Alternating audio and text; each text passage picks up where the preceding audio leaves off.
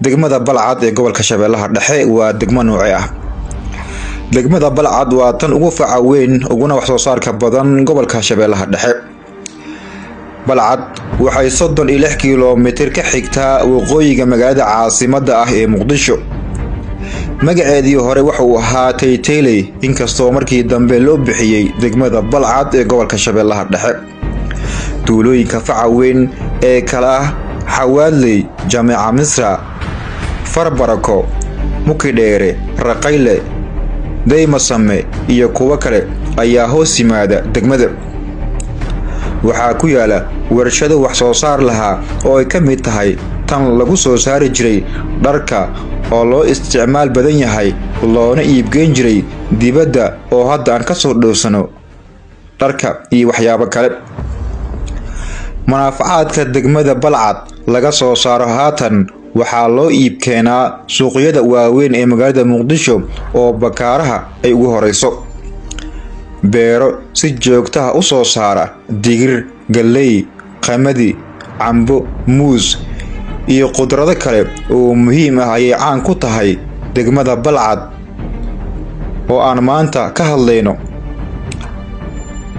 waxaana wax soo saarkaas ka manaafac dad badan oo Soomaaliyeed oo kala ah soo saarayaasha iyo kuwa ka sii macaasho intaba.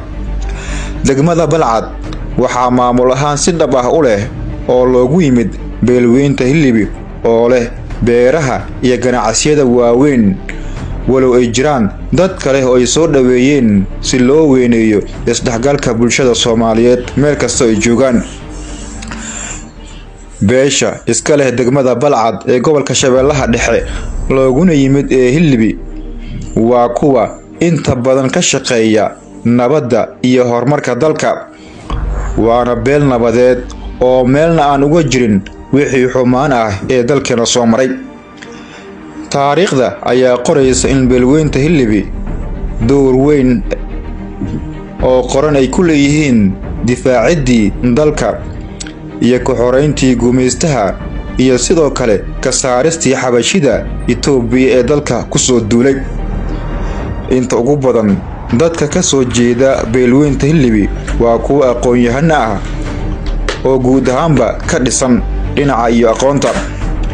dowladdii dhexe uu hogaaminayay Allah u naxariistay Jaale Maxamed Siyaad Barre waxay ku lahaayeen wasiir ku-xigeenno, wasiir dowlayaal iyo saraakiil firfircoon oo xagga ciidamada ah, kuwaas oo inta badan ahaa kuwa hoggaan u ahaa ciidamada Soomaaliya.